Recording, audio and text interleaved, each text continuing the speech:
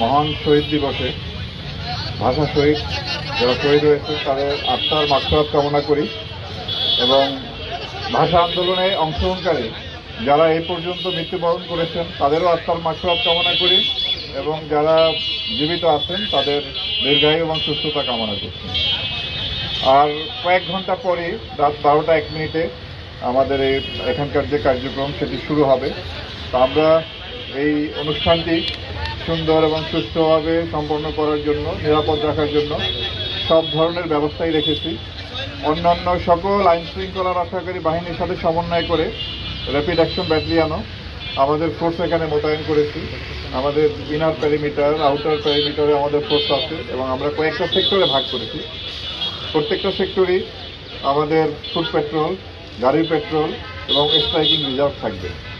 এছাড়াও আমরা অত্র এলাকাটি ভালোভাবে সুইপিং করেছি। আমাদের bomb disposal team stand by থাকবে। এছাড়া পুরো এলাকাটাকে আমরা 64টি ক্যামেরার মাধ্যমে এটা আপনার সিসিটিভির আওতায় নিয়ে এসেছি। তো আমরা আশা করি যে পরিমাণ নিরাপত্তা ব্যবস্থা আমরা গ্রহণ করেছি তা আমরা নিরাপত্তার সাথে নিরাপদেই এই অনুষ্ঠানটি সম্পন্ন করতে পারবো এবং পাশাপাশি আমরা সারা দেশব্যাপী আপনারা জানেন যে ভাষা শহীদদের প্রতি গভীর শ্রদ্ধা নিবেদন করা হয়। তো আমরা সারা দেশেই আমরা পর্যাপ্ত নিরাপত্তা ব্যবস্থা গ্রহণ করেছি। ইনশাল্লাহ ভালোভাবেই আমরা আমাদের এই কার্যক্রম সম্পন্ন করতে পারব। তো আমি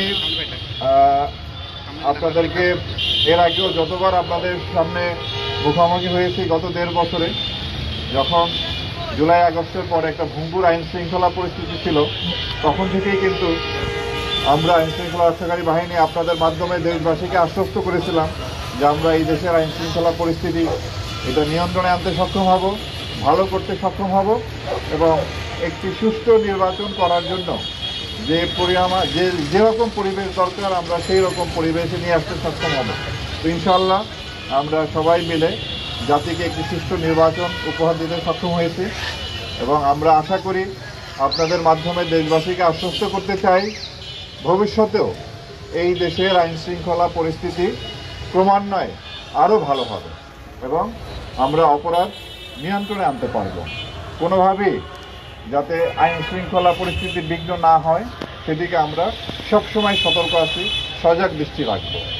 আমরা আপনাদের কাছে দৃঢ়ভাবে বলতে চাই যে দাবি আদায়ের নামে কিংবা আন্দোলনের নামে সাধারণ জনগণকে তাদের উপরে জুলুম করা বা তাদেরকে জিম্মি করে কোনো ধরনের কার্যক্রম আমরা হতে দেব না। আমরা চাই এদেশের মানুষ নির্বিঘ্নে চলাফেরা করবে, তাদের যে স্বাভাবিক জীবনযাপনের যে প্রক্রিয়া কার্যক্রম সেখানে যেন কোনো রকম বাধা না আসে সেজন্য আমরা সজাগ দৃষ্টি রাখব।